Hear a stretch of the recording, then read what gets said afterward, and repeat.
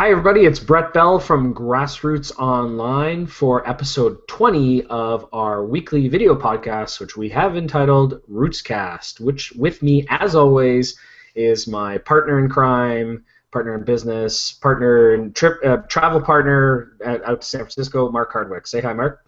How's it going, everyone? Good to see you this afternoon. Or, sorry, this morning. Yeah, I wasn't able to come up with any interesting taglines for you, but I'll work harder to come up with some new titles that I think you'll enjoy. So we'll have to stay tuned for the next episode for sure. Sounds good to me. All right. So this episode, we're going to deviate a little bit from our usual format, and we're actually going to only talk about one topic. As most people know, we both reside here in Ontario, Mark and I, and as most people who follow politics, and especially here in Canada, are probably aware that an election is actually being called today. So what we decided to do was we would actually discuss. We're giving advice to all candidates going into the election, which is scheduled for June 12th. So what we thought would be helpful was for us to discuss sort of what our advice would be to candidates who are looking to utilize social media and utilize the web for their electoral efforts. So what we wanted to do is discuss, give a number of a piece of advice, and we're going to start off with number one. So I think I'll kick it off. My first piece of advice would be for you to go where your demographic is, and I know Mark agrees with this as well. So I'll start off and just say it makes no sense for you to either create places or platforms where your people aren't congregating. But it also makes sense to spend a lot of time on platforms that are your demographic or congregating. And depending on which party that is, it can be different. So whether it's Facebook, whether it's Twitter, Instagram, anything like that, it makes a lot of sense. Our first piece of advice would be it makes a lot of sense to stick to where the conversations are happening and where people are already congregating, and that your likely voter target audience is already focused on. Do you have any comments on that, Mark, in terms of our first piece of advice? Yeah, I think it's really important that that parties realize that not every platform is going to work for them or their specific demographic. So I think really what they need to figure out, and what they should have figured out already at this point in the game, is where they're going to deliver their message to certain people. I mean, I would say that generally I agree with you that different parties have used different platforms for different demographics. I saw in a by-election, I saw that the Liberals were using Instagram a lot, and the NDP were also doing that, whereas the Ontario PC party was not using Instagram as much as those two parties. So I figure that that's where their demographic was at. But I'd also like to add to that it's also different because the numbers are showing that different folks or different types of people and age range specifically are on different platforms. Where Facebook used to be a younger man's game, it's turning more into being a middle-aged person's game. So I wouldn't necessarily suggest as a strategy for parties that want to make education part of their platform for them to go on Facebook necessarily. I would say it's more of a conversation on Twitter. That would be my kind of quick advice there. I guess we'll find out if that advice is right or not as the election proceeds on. Yeah, absolutely. No, I think and that's a really good point. And I think that I don't really have too much to add. I think that generally, I think there are some platforms I think that basically across all party boundaries. I think Facebook's a good one. You talk where you need to focus. My point, I think, on that would be in terms of all of the different platforms. I do find that a lot of candidates, a lot of parties, and even clients and associations, they tend to want to create their own platform. And I kind of mentioned that at the top, but those are these, I don't know. It has to be a very specific circumstance where I think that will work, and I think that they have to be very mindful that where conversations are already happening and that people are already happy or they're comfortable discussing in a particular place or having conversations or using a particular app, it doesn't make sense to try to drive people to a completely new platform that's completely untested and try to get people to congregate where you want to congregate. You need to go where they are as opposed to asking them to come to you. So that would be sort of my only other point. Do you want to? Why don't we move to our piece of advice number 2, which is with regarding Twitter. Sure, I'll start that up for you because this is one of my favorite methods of communication in the social media world. So I've got a few different things to, or a bit of advice for politicians per se. Take it or leave it. I think there's some obvious points in this, but there's a few that I really want to bang out. And one is that politicians have to share ideas and share their policies and have conversations with voters. It's not there to just release a policy idea and to just drop it and say, yeah, here you go. This is our policy on education. Here's the link. Have a great day. Yep. Doesn't work that way. If you think it's going to work that way, don't use Twitter because it's not going to work for you, and it's a waste of time to even put out those 140 characters. Mm-hmm. Make sure you get out there, you put the link out, you follow it up with conversation, you get ideas that people want to talk about, and you use that as part of the next piece of your conversation on Twitter.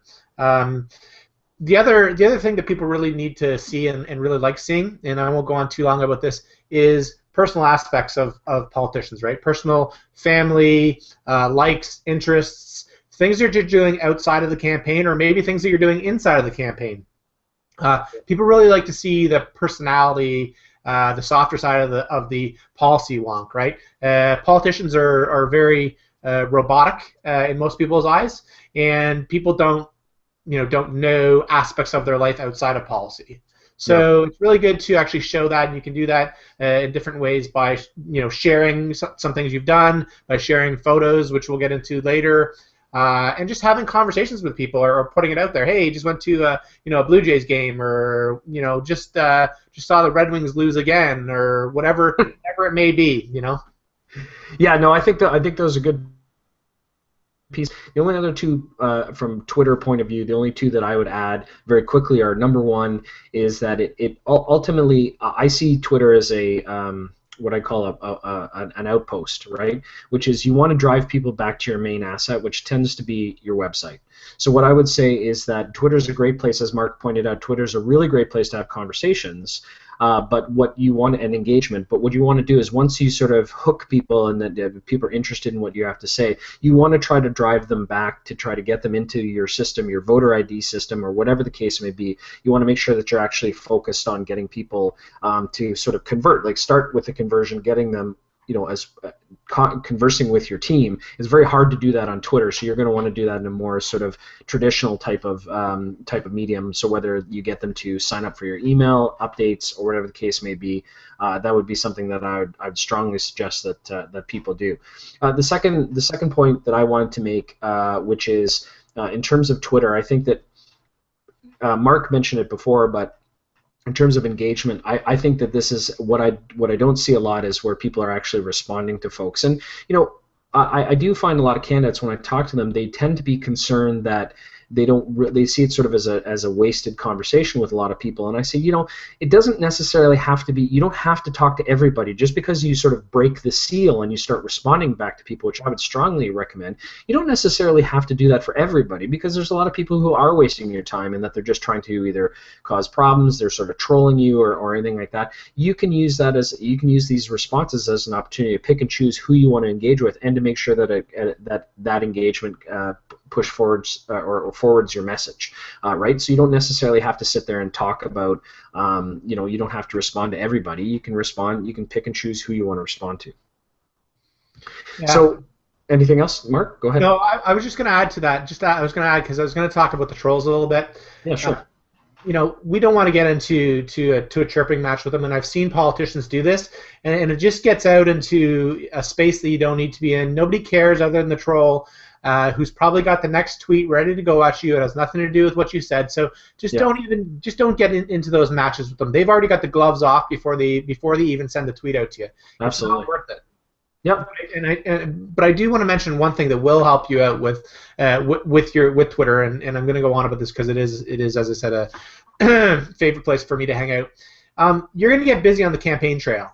And although I do really expect politicians and advise them to do their own tweets and to conversate with people on Twitter, don't be scared to let your staff in and your campaign team who know social media to get in there and tweet for you on your behalf. Yep. Not necessarily personal stuff, but to tweet about policy and to engage people. Just make sure it's someone who you trust and who you know will say the right things on your behalf. And even at that point, you can use some type of annotation. Is that the word? A notation that. Yep. That it's not you actually doing it, so you could do like a symbol and the person's initials, so they know that it's actually not you making that tweet. So just in case they happen to say something that's not correct, it's not it's not right on you. It was someone on your campaign staff, and it's not completely your mistake. Absolutely. No, the last thing. Sorry, the last thing that I'd like to say, I think we need to talk about hashtags, and I'm going to let Brett talk about that. But the last thing that I want to say, unless I really want to get into the hashtag discussion, is that have fun. Be on Twitter and have fun. Don't be boring and robotic, because you'll drive people away. Yeah. Well, no, and I forgot about the hashtag, so I appreciate you offering that reminder. The one thing I'd say in terms of hashtags, and we've talked about this before, I've written about it extensively, which is that hashtags are a double-edged sword. I'm not a fan of creating hashtags that are just for the sake of branding or things like that. And I also am not a fan of creating hashtags that can really open you up to criticism. One of the things that I saw with the Ontario Liberals, and I'm not going to, well, I'm going to point this one out as an example that I can think. What they're talking about, what leadership is, and when you use a hashtag like that, and I've seen a lot of people sort of taking them up on it exactly the way I expected to. But when you leave it, what leadership is, that's a great opportunity when you use a hashtag like that people to jump on it and to say, well, let me tell you what leadership is. Leadership isn't creating however many billions of dollars in debt for the people of Ontario. That's what leadership is, or running government within your means and not trying to create social programs for everyone in the province. That's what leadership is. So it's easy to jump onto that, and opponents have done that. So what I would say is stick to the hashtags that are already existing. Here in Ontario, there's On Poly and there's other ones, but make sure that you think about how someone will use that hashtag to their advantage and your disadvantage. I think that too many people use it, and it's sort of a trendy way to do it. And I understand why we use hashtags, especially with Twitter, but they're a double-edged sword, and many times that sword can cut you. So it's something to really, really, really watch out for. So we'll move on to piece of advice, our advice number 3, point number 3, which is, and we talked about a bit with Twitter, so I thought this is a good thing to sort of move into, which is broadcasting. You need to stop. I think candidates across the board need to stop using social media simply for broadcasting news releases. And it's interesting because in 2014, I'm actually surprised that it's still happening, but it is. And I still, again, I understand the repeater, being able to have a repeater effect where everything that you're pushing out on all of your channels is repeating what your message of the day is. I don't have a problem with that. I understand that, but ultimately, the way that I look at it is in marketing, they use an 80-20 rule. So what they say is you should be spending 80% of your time engaging and engaging with your audience and providing things of value, and then 20% of the time selling whatever it is you're selling. Maybe not 80-20 in an election type of situation, but it's not a bad rule to look at, because there's many things that you can talk about in terms of what you're posting, both on Twitter, Facebook, YouTube, all that kind of stuff. Everything from behind the scenes things, testimonials from other people, interesting interviews, backgrounders on stuff like that. You don't need to be saying, here's our release, here's our policy, here's what we're talking about. I think that mixing it up with a whole bunch of different content, so things that really help to round out the campaign and what people think of the campaign, you can start being very creative in terms of what you put forward. It doesn't have to be just broadcasting your news release. Oh, here's a link to our news release. That stuff is really low in engagement and doesn't really get people interested in what you have to say. Do you have anything else in terms of the broadcasting thought there, Mark? Well, I just want to say that I think you've hit the nail on the head there, and I do without I'm just looking at a couple Twitter feeds as you're talking here, because I'm looking at different party feeds, and I've got to say that the Ontario NDP do a great job on their Twitter of not just broadcasting their news releases, but putting out great photos about what they're doing, sharing the message that way that hey, they've got a sign team ready to go out, and if you need a sign, here's a sign, or just quick little snippets of what their policy is with videos attached to it. They're not just broadcasting. Here's our news release. Here's our news release. Here's our news release, because it does get boring and it does get overdrawn and uninteresting, and I just don't want to follow anymore because I have no interest in that. Yeah, and I think it's just the easy way out as far as I'm concerned. Like just repurposing whatever you had, you're basically posting out a link and all that kind of stuff. You need to dig in. You need to engage with people. You need to discuss items that people want to discuss, that your voters and your target audience want to discuss. It can't just be about conveying information, because that is, again, social media is supposed to be a two-way street. And when you're broadcasting, basically all you're doing is talking, you're not listening. So I think it's really, really important that you be creative in that kind of situation. Yep. Go ahead. No, I agree. I'm just going to give kudos, even though I don't know, I'm going off on a little bit left here today, but I give kudos to Andrea Horvath and her team. I'm not sure where this is, but it's at a secondary school somewhere, and she's done a huge selfie with them. It's got the candidates. It's got the candidate. Jaripi Dylan, it looks like, in North Park Secondary School. It's got a picture of them all around. It's got the candidates lit in the hand. It's a great way. It's a great picture. It's a great way to open up the campaign, I think. Well, I think that's a great segue into number 4, piece of advice number 4, which is discussing using images to convey your message. So I know you wanted to talk about that. So what were you thinking on that? Oh, I love images. I'm a very photographic kind of guy. I actually had thought of being a photographer at one point in my life, but didn't work out too well because camera equipment was way too expensive at that point in time, so it didn't really go my way. But I really like pictures. I really love using Instagram, and I think that although there's not a lot of people on Instagram, there is enough. Across, let's say province-wide, I think that there's enough people across Ontario that it's a good tool for parties to use. Candidates, I'm a little bit mixed on. I'm going to try out Instagram for a candidate this election because I believe in Instagram, and I think it's got some great tools behind it. But I like photos. They share the idea of what's going on. People love pictures of other people. It just speaks to them. I mean, if you're gonna put a picture of a chair with a sign on it, that's boring, right? No one's gonna do anything about it. But if you have a picture like the one I just mentioned, it's great. It sets the tone for what you're trying to say, and it can make your words or your verbiage even smaller, right? Because I don't know about you.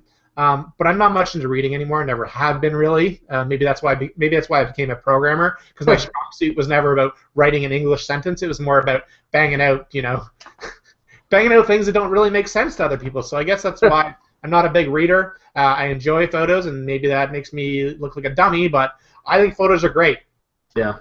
Well, and I think that so there's 2 points that I'd make on that. The first one is photos can really convey emotion far better than text can. So when you're choosing the kind of photos that you want to use, you want to focus on stuff that really, again, it's sort of like what they say, watching a TV ad with the sound off. It's very similar to doing that, where you look at it and you say, okay, forget the context, forget the kind of text that we want to put there. What is that image conveying? And you want it to really grab people emotionally. Whether it could be anything, right? It could be friendly, it could be angry, it could be whatever, caring, any of that kind of stuff, like anything that you're trying to, any kind of emotion that you're trying to convey. I think there's some photos that you can find with that.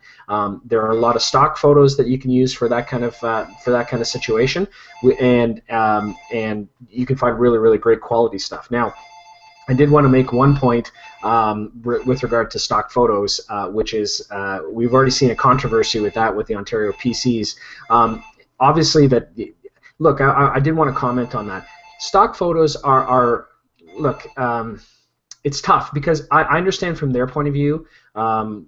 I've used stock photos in both video and imagery. There's nothing wrong with that. I think you can get really high quality photos from things like iStock Photo and others very, very easily. But the challenge is you get into this kind of what I would call gotcha politics, where they try to source them and say, hey, look, and I've seen this in other advocacy campaigns where telcos and stuff like that, where they say, hey, these people aren't real people, they're not from here, and all that kind of stuff.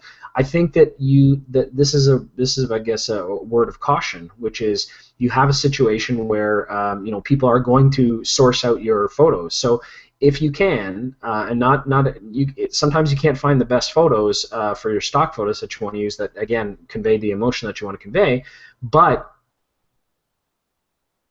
your opponents are looking for that kind of stuff to criticize you and take you off your message. So if at all possible, look for Canadian content, or even better, local content, Ontario, places like that. I try to look for, in iStock photos, I actually look for specific imagery in that specific spot. So if it's like, if it's an Ontario campaign, let's look for Ontario imagery, let's look for Canada imagery. But, is it gotcha politics? For sure. But unfortunately, when you're dealing with stock photos, people are going to do reverse image searches. They're going to look for that, and they're going to try to make it an issue. Do I think it's an issue? No.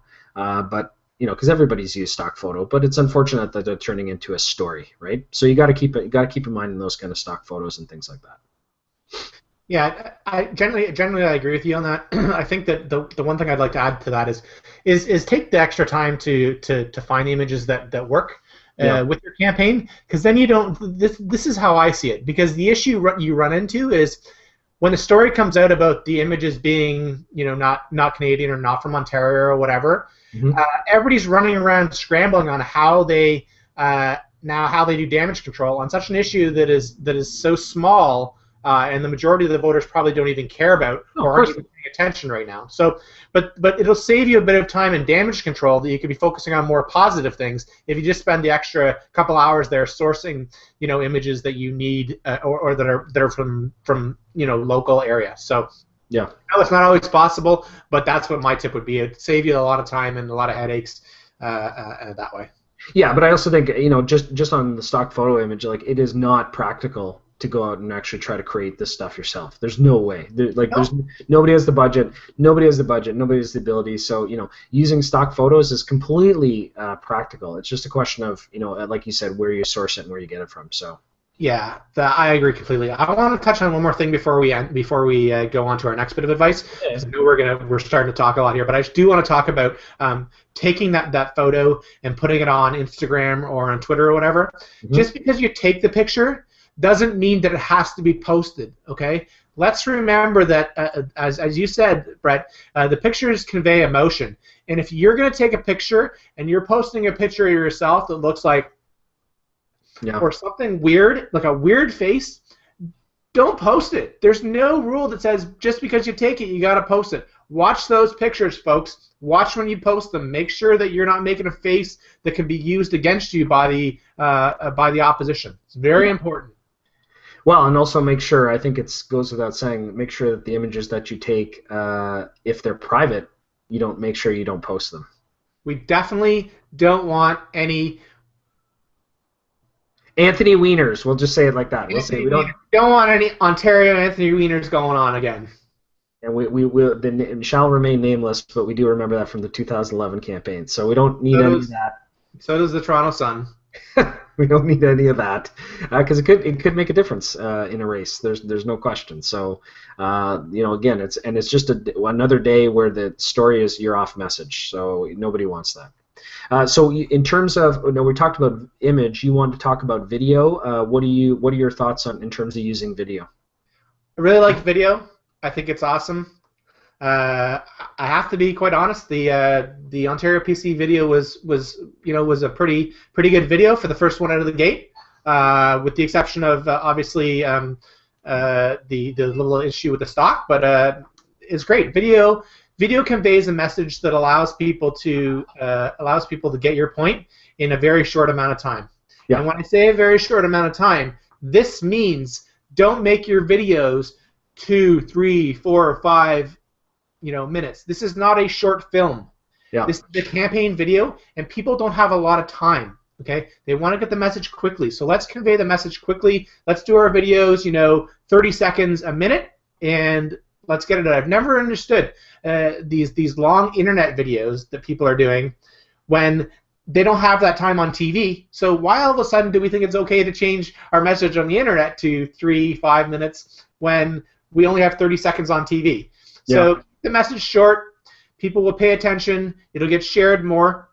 And in fact, the one thing I do want to touch on with short video messaging is Instagram. Instagram has a, it's not new, but it's fairly new to people, and you can actually create an Instagram video with 15 seconds, and you get that message out there in 15 seconds. Yep. So it's pretty neat. You can actually produce your Instagram video outside of Instagram if you wanted to, bring it onto your phone and upload it to Instagram and put all kinds of neat filters on there if you want to, or you could just do it right on your phone and upload it right to Instagram. So I think it's a really neat campaign tool, and I hope to see some candidates and politicians using it this time around.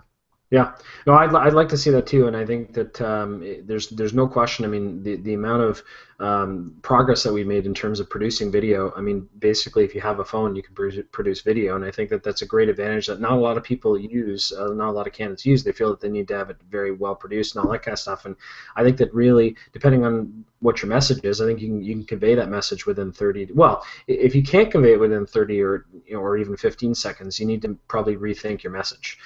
So that's what I would probably suggest. So I think you're right. I think using video, images are worth 1,000 words, right? So you can convey a lot of information with a video. There's no question. And the last point that I want to make, because we are speaking of long videos, we want to make sure that we're keeping it to a pretty decent time. The last piece of advice that I wanted to give is with regard to calls to action. So what calls to actions are, for people who don't know, or you've seen them many times. You might not see that they're calls to action, but it's sort of like, what do you want people to do? Right? You want them to, and it could be a variety of things. Do you want them to watch a video? Do you want them to sign up for your email? Do you want them to use, do you want them to share something? The calls to action have to be very, very specific on all of your properties, and they have to, obviously they should help to achieve your goals. So any calls to action should get you further down the line of what you want to do. So typically, what all candidate campaigns should be doing is they're obviously focusing on identifying and mobilizing support. And all of your calls to action you shouldn't take it lightly. Like, what do you want people to do? Are you building are you building an identification list? Are you building your email list? Are you trying to get people? Are you trying to increase your likes? Whatever the case may be, whatever your strategy is, you want to make sure that those calls to action are reflected properly in what you're trying to do, and it should be all working towards one goal.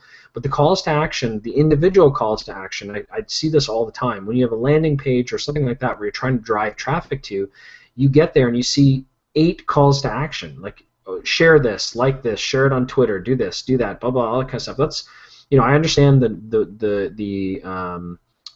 what's the sort of, you want to do it, the need to do that thing. Like, look, I got people here, let's get them to do as much as you can. But the fact of the matter is that people are overwhelmed by that stuff. They only, really, you want to focus on one call to action and make sure it's a very clear call to action that's easy for them to do. There will be other times for you to drive traffic there. So I'm not a big fan of having 2 or 3 or 4 calls to action. It should be one call to action per activity, and should really be clear cut and very easy for people to do. I see a lot of times that folks aren't doing that, and I'd love to see them focus on their calls to action. There's no, again, make it very, very clear and straightforward. I think you've summed that up beautifully. I don't really have too much to add to that. I definitely agree with you on that. I think though that you could also use, and here we go into pictures again. Maybe we're going to see a lot of pictures this year. I think that you can use pictures for call to action if you do it properly, especially when you get into some kind of advertising medium, that you can use bright, vibrant photos that actually add to your call to action and drag people into that call to action. Oh, for sure. Because just having the text or whatever. I mean, clearly when you're on Twitter, a lot of it is text based. But I mean, making great images that push your call to action even further is even a better idea. No, so I would even suggest that when you're doing calls to action on Twitter or on Facebook, that you're using images to drive that call to action too. Yep, absolutely. Well, I think those are our top 6 pieces of advice that we have for Ontario candidates. I think we'll stop there. We hope that this has been beneficial. We're looking forward to seeing what all of 3 parties are going to be doing in the digital space over the next number of weeks leading up to June 12th. So if you have any questions or other pieces of advice that you have, please feel free to make a comment. We appreciate everybody watching and listening, and we will see you next week. Anything else before we sign off, Mark? I've got nothing to say other than have a great election and get out there this afternoon and support your local candidates. Yeah, and best to I guess the last thing that I would say is best of luck to everybody, and I'm hoping that we see some. I'm looking forward to seeing some really interesting stuff. So make sure that you guys are everybody's stepping up their game and making everybody proud in terms of digital advocacy here in Ontario. So have a great week, and we will see you for episode 21 next week.